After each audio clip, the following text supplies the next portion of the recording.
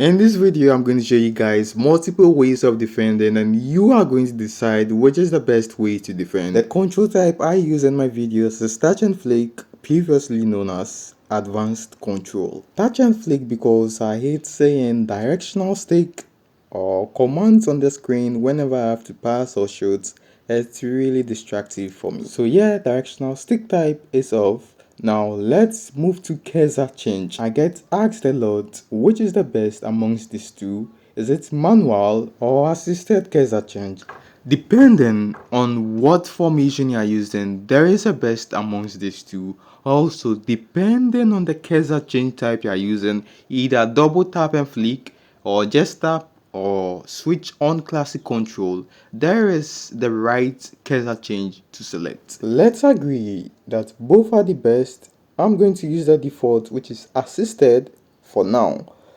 Let's move to movement input range. While I feel like there is more to this, I'm not gonna talk much about this in this video, but usually I use narrow, sometimes I put it at wide. We're gonna skip C-TekGH controls too, that'll be for another video, but basically depending on whether you're using manual or assisted, there is the right C-TekGH control to use. But we're gonna leave it at tap, that's the default for now, and C-TekGH type, I'm gonna change it to action for the purpose of this video, but the recommended is player name who wants to see action on the players. I'm gonna use action because I want to demonstrate some of the actions that occur with certain commands. Next, player indicator. This is also related to C-TekGH control.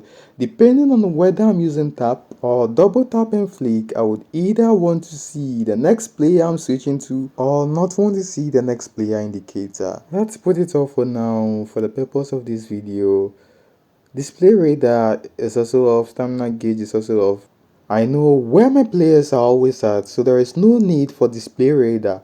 Also with stamina gauge, I don't really need it. Display player names, opponent's team, I'm gonna leave that on because I wanna see the names of my opponent's players.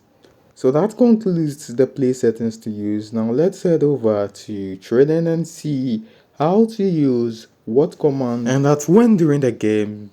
Lots of commands here. We're just gonna talk about matchup and pressure, since those are the most important things when it comes to defending. So with matchup, you hold the right side of the screen while moving with the left side. So you move and then you press and hold on the right side. That's basically how you do matchup on advanced control. The purpose of matchup is to block and intercept passes.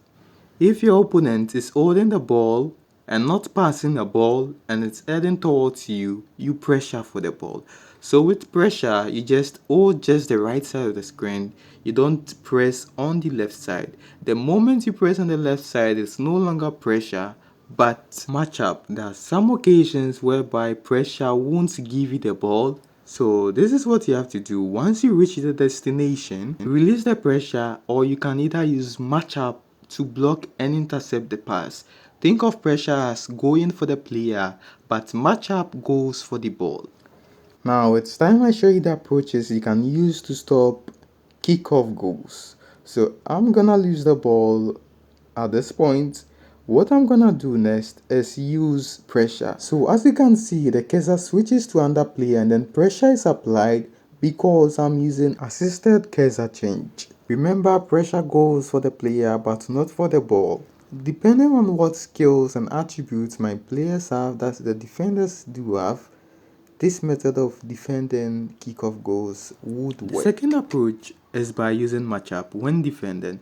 So you just move to the area you think the pass would reach for you to intercept the pass or the shot. Sometimes you'd be in the area but your player won't intercept the pass or shot. That brings us to the final approach for defending in this video. So at point A, what I can do is use pressure, and once I get very close to the player, then I apply matchup. There is actually one more technique of defending with matchup. So what you do at point A is make sure that you are moving with no speed, and then at point B we match up. The final play setting that would help you a lot when it comes to defending is camera angle. Most people use the default, which is dynamic wide, but I prefer wide and I recommend wide. Wide is quite a balance between long and dynamic wide. In my opinion, dynamic wide is best for attacking, long is best for possession, and wide is just the sweet spot in between these two. Let me know your thoughts inside the comment section. If this video has been really useful to you, make sure to smash that like button, share, and make sure you're subscribed. I'm gonna see you boys in the next one. Bye bye.